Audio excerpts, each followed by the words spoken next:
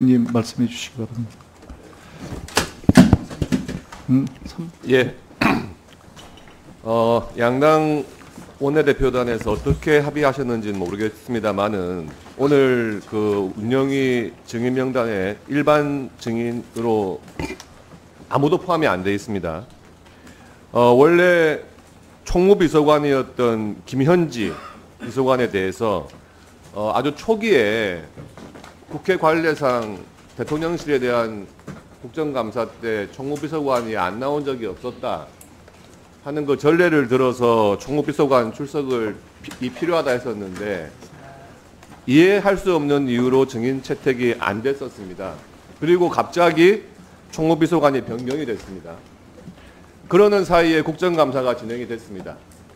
법사위 국정감사에서는 김현지 전 총무비서관이 과거부터 이재명 대통령의 보좌관으로 있으면서 각종 재판에 변호인을 사임시키고 공범의 변호인을 사임시킬 정도로 실세로서 일을 해왔다 하는 의혹이 제기가 됐고요. 그리고 농해수위에서는 총무비서관 임명된 이후에 총무비서관의 권한을 넘어서 산림청장 또 해양비서관 등의 인사에 실질적인 영향력을 행사했다 하는 의혹이 제기가 됐습니다.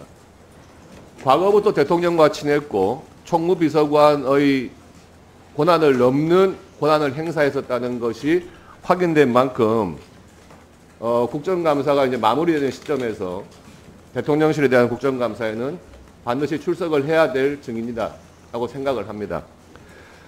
총무비서관으로 있을 때 그때 증인 채택이 됐다면 아마 그 다음 국정감사에서 이런 의혹들이 묻혔을 수도 있겠죠.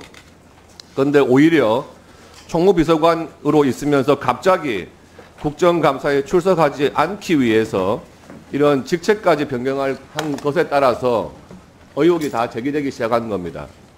지금 와서 총무비서관이 아니니까 국회에 출석하지 않아도 된다 하는 것은 이해하기 힘들고요.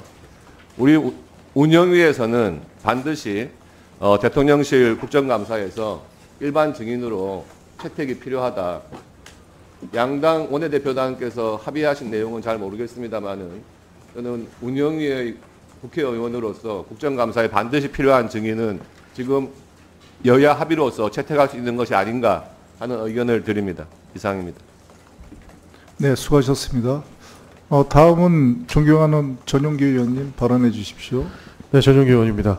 저도 양당 간사님의 협의하신 내용을 잘 들었습니다. 그러나 문제가 있었던 것은 김현지 비서관이 나온다고 했는데도 국민의힘에서 이렇다 저렇다 하는 조건들을 달면서 사실상 나오는 것을 불편해하고 방해한다는 느낌을 많이 받았습니다. 그렇기 때문에 일반 증인이 합의가 안 된 것으로 저는 보고 있고요. 기본적으로 이제 출범한 지 한 5달 정도 됐습니다. 도대체 무엇을 묻겠다는 겁니까? 그리고 김현지 부속실장이 총무비서관으로 있었던 건 100일 남짓입니다.